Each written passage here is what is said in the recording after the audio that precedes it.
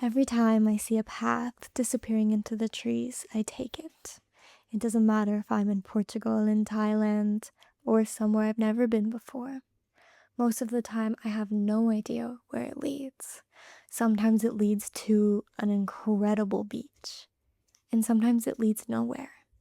But I've realized that I live my life in a similar way. You're listening to the Wandering Wild podcast. I've always been a pretty curious person. I think my curiosity in the sense of adventure has come later in my life. But even as a kid, I was always interviewing people. That's a big reason why I started the podcast, is because I would decide I want to be a baker, and then I would go interview cake decorators and people who own bakeries. I would want to be a fashion designer, so then I would interview swimsuit designers. And this has been a common theme for me ever since I was a kid. Like, I always really liked asking questions, I liked figuring things out, I liked knowing how things worked. But in order to follow your curiosity, you usually don't have that certainty. And a lot of us want certainty first, but it usually doesn't come first. But sometimes, if you're lucky, what you can have is a feeling. I don't really know how to explain it, but sometimes I really just feel pulled towards certain things, towards people, towards places, or towards experiences. A big part of this is curiosity, and a big part of it is this feeling like I'm being led towards something. Before I was on the island, I was living in Sydney and I was there for 4 months. And I love Sydney. I think it's a great city. But I was having a bit of a hard time there. I was feeling really stressed. The city life is so fast and it's really expensive. And so it was just, for me, a really stressful lifestyle. I feel like I wasn't getting enough time in nature. And often, even when I was in nature, there's people and buildings all around. And so it's not like a full immersion into nature. It was something that I was struggling with. But I was debating what to do because I didn't have a lot of money. And so to relocate, that would be kind of risky for me. And I really wanted to go see my little brother, who was going to be in Indonesia in a few months. And so I was like, okay, like I can leave now and I can try and find a job to get my regional work done. I can just see how it goes. Or I can stay and I can save my money to go to Indonesia. I can just tough it out for a few more months, deal with the stress. It's okay. Um, and then that way save enough money to go see my brother and to then go travel and to find my regional work job. So I actually made the decision. I made a conscious decision to stay in Sydney. I decided, you know what? This is fine. I'm gonna stay here until, I think it was until June I had planned to stay, which now it's June. So that's crazy. So maybe it was about 2.5 more months that I was like, gonna stay for this amount of time. I'm just gonna work as much as I can. I'm gonna keep working in the hostel and everything will be fine. I'll be like really stressed and overwhelmed and busy, but it's gonna be okay. Just tough it out. So that's actually the decision that I made. And I think it was 2 days later, I was at the restaurant that I worked at. I was on my bartending shift and there was a fire. And the whole restaurant was filled with smoke and the ceiling collapsed in, and that was that. They contacted me and said that they wouldn't be able to open for a few more months and that they'd love to have me back when they're back open, but that I should probably look for another job. Whoa. So, okay. So right as I made this decision to stay in Sydney. Everything came crashing down. And I was like, well, what do I do now? Because I have to find another job. Is it going to be in Sydney or is it going to be somewhere else? But Australia is so big, I have no idea where to go. So I was a bit stressed about this. But then a few days later, I get a call from a place on the island. And I had honestly, I think I had never heard about this island before, but my manager from the hostel I was working at before I had my nice room called me and she said, "Hey, we have an opening for a volunteer position come available. Would you like it?" And I was like, yeah, okay, yeah, I should probably think about it. And she was like, well, okay, but there's a lot of people looking, so I actually need you to send me screenshots of your flights today. What? Okay. So I'm sitting on the bus. I'm on the phone. I know nothing about this island, but I had curiosity and I had a feeling. It felt aligned. I didn't know what it really was yet. I didn't know if I was going to be able to find a job.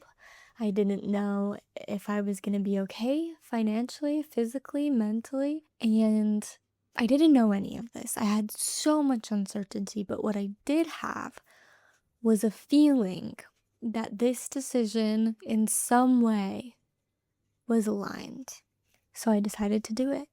So I'm sitting on the bus, I'm on the phone, I hang up the phone, I buy my flight, I send her a screenshot of my flight, and I had to be there by the weekend. So a few days later, I left Sydney. And that was that. Now, this island, you guys, I'm really big into journaling and I'm really big into visualizing and journaling and visualizing what you want. I'm really big into manifestation. So I have in my journal, a lot of what I journal about is to get clarity on the things that I want. And something I've often journaled about is where is a place that I would like to live more long term because I love traveling, but there are moments where I feel like I need a base. And so I'm kind of like, okay, where would be my perfect place? I've always said I want to be able to walk around barefoot without people judging me or looking at me funny or kicking me out of stores. I said that I want it to be really community oriented, like kind of small town. Like I want to go to the restaurant and see people I know. I want to be in the grocery store and run into people I know. I said I want to be surrounded by creative people. I want to be surrounded by nature. I want to be in an environment where I feel like is cultivating to my own creativity and my own ideas. A place that is inspiring, a place near the ocean, and a place that has nice sunny weather. So that's literally where I've ended up. Like it's like I don't ever wear shoes. I only wear shoes when I'm at work. I have a really great community of people and like really amazing, incredible, inspiring people. Today, I went to work. I took the bus from work to the ferry terminal. I get off, I see three of my friends, I say hi, and then another friend walks up, and then another friend walks up, and then I start walking to where I was going, and then I run into another friend.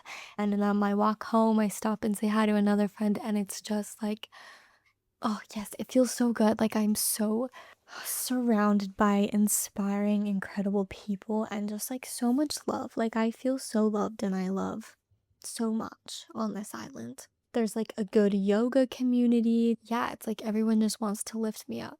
And everything is nature. Like everything is nature here. Obviously, I'm in my bedroom. That's not nature, but like if you walk out my front door, it's insanely beautiful, huge green mountains and palm trees and flowers and birds and wallabies. And I saw an echidna the other day that was really cool. And you walk down the street and there's the ocean and the beach and it's just so insanely beautiful. And oh my gosh, I just feel so grateful. I didn't seek this place out. I didn't even know that it existed. If it hadn't been through that for that one phone call, like it had would probably have never been on my radar. So I was hesitant to come back to Queensland. I wasn't sure about that.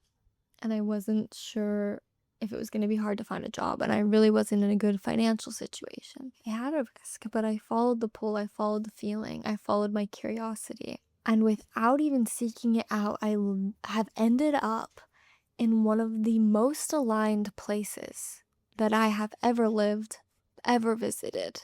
And that is so cool to me. And it makes me feel like just proud and just looking back and being like, wow, like getting on the airplane to come here and starting to build up expectations of what it would be like and it being nothing like I ever imagined. And just the slow discovery of the island and the discovery realizing, wow, this is somewhere that I really want to be. It's been really special and it's been really cool, and it all started with a feeling. But I also think that sometimes we think we're being pulled toward one thing, but really we're being guided towards something else. I'll tell you another story. It's a completely different situation, but it still was a situation of me following my feelings. When I was in Port Douglas, I met this guy. We only had like 2 conversations, but I felt super pulled towards him. I felt super connected to him, and I didn't know why, but I was really curious about it. And, anyways, I ended up leaving Port Douglas, of course. And one day I'm sitting in my hostel in Sydney, and he walks in, and I was like, no way. No way. And in that moment, I was sure. I was like, this guy's in my life for a reason. And I didn't know what. And if I'm being totally truthful, maybe I was like, well, maybe there's like romantic potential there, you know? So anyways, I was just really curious and interested in him and why he was in my life. And so I kind of just started like hanging around him a lot. And he was friends with lots of people from South America. And they would always speak Spanish together. And I can understand a lot of Spanish, but I can't, I'm not like quick enough with my speaking to actually join in the conversation most of the time. But 2 things. One, I wanted to spend time around this guy. 2, I thought, well, if I just sit and listen really hard, maybe it'll help me improve my Spanish. So I just started hanging around these people a lot. I think at first it was kind of just me following them around and like sitting there and not saying anything, which I know sounds really awkward, but my brain was so active because I was listening so hard. And eventually, this guy who's like absolutely incredible, but he's kind of started to fade into the background. And it was like this like pull towards him kind of started to fade a little bit. But then he left, and I stayed really connected to these other people that I had met through him, which, like, I love my friends, but like, if I'm being honest, a bunch of older men, not older, I mean, they're all like in their late 20s, early 30s, but older than me, who are all speaking Spanish all the time, probably wouldn't have been my first choice of friends. Not because there's anything wrong with that, but because I'm a lot younger and my Spanish, isn't fluent. So, anyways, I don't know that I ever would have become connected with these people if it wasn't for the pull I felt towards this one specific man. So I ended up staying really connected to these people and becoming really close with them. Like, we spent a lot of time together. I think my Spanish improved a ton. I think that I learned a lot from them. I discovered a lot of like love between that friend group that was really amazing. I had insane memories. I really hope to see them again. I actually am really missing them. But my point is, like, I don't think that this guy that I was so pulled toward, I don't think that he was the point. I think that he was the doorway. The doorway to some of the most amazing friends I've ever had, some of the most incredible people that I've ever known. It was the doorway to improving my Spanish. It was the doorway to getting out of my comfort zone. It was the doorway to incredible, amazing memories. And it all started by following a feeling, by not having certainty, by not really knowing why, but by having that feeling. So I'm really big on following my feelings. But should you follow every feeling? I think that it's really important to understand the difference between this pull or this curiosity, the difference between following your feeling and your impulses and your fears, right? Because our impulses and our anxieties and fears can have a lot of control over our choices as well. During my time on the island, I started seeing somebody for a very short time, but we got really close in the short amount of time. He left Thailand. And if you know me, even if you've listened to my podcast, you probably know how in love I am with Thailand. I love Thailand. And then you add this like amazing human on top of it. I'm like, there have been moments where I'm like, should I just go? Should I just go to Thailand? Should I just fly to Thailand? But I understand that as much as I feel pulled towards that in a certain kind of way, as a place that I love, a person that I really care about, and it just sounds incredible. There's a difference between that decision and the decisions that I talked to you about before, because it doesn't necessarily feel aligned as much as I want it. It doesn't really feel aligned because I have all of these long-term goals, right? I really want to save money because I really want to be able to move out of working in hospitality, and I see my savings as that gateway because savings buy me time, right? So if I can save money, then I can live off of my savings for a while I focus on other things. I can. Anyways, I'm not going to get super into it in this moment, but I have all of these like long term goals that I want to work on and that feel like they require me to be still in this moment, to stay consistent in building my savings, to stay consistent in finishing my visa requirements, that require me to stay consistent in working on Wandering Wild, and like chasing a man to Thailand just doesn't give me what I need to reach these goals right now. And what feels really aligned to me is Wandering Wild and is a remote income and is travel, but see, like travel. I could fly to Thailand right now and spend all my money, and then I have to figure out a way to make money again, and I have to settle down again and like make money. So to travel, just for a short trip and spend all my money isn't really what feels aligned right now. What feels aligned is this bigger picture that I have in my mind. My point is that maybe not every feeling needs to be followed, and you kind of have to distinguish the ones that really feel aligned and the ones that are maybe just desired. Because in my experience, following your impulses is a good way to learn and it's a lot of fun, but it isn't always productive. I mean, I guess it's always productive. I don't want to say it's not productive because you have these experiences, and every experience you learn and grow from.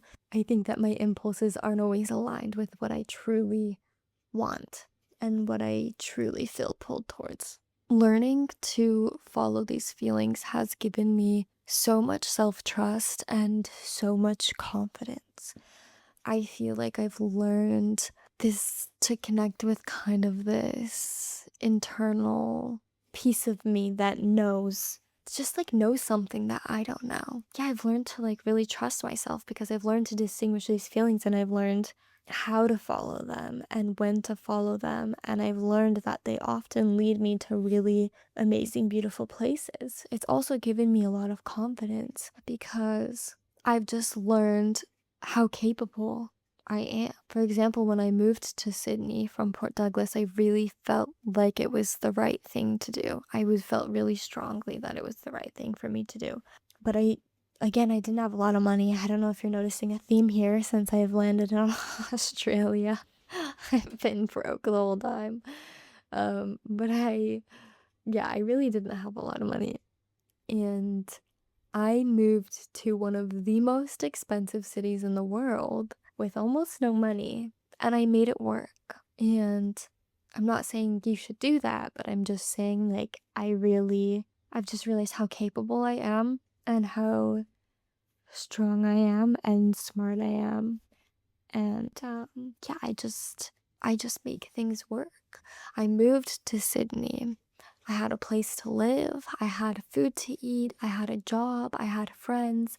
I created a life in this big city, starting from almost nothing. It's like situations like that where I kind of followed my curiosity, kind of followed this feeling, and then maybe it was kind of a difficult situation or whatever, and I made it work. And so now I have this self trust and this confidence, and I think that a lot of that comes from these experiences of following the feeling. And I think that through experiencing these, it makes it easier for me to follow the feeling because I kind of understand, well, I'm really curious about this opportunity. I really feel pulled towards this opportunity. And, whatever happens, I can handle it. But, not every path leads to somewhere incredible. Some paths are dead ends. Some opportunities don't become anything. Some people are only meant to be in your life for a short time. But when I look back on the moments that have shaped me, most of them have started with a feeling.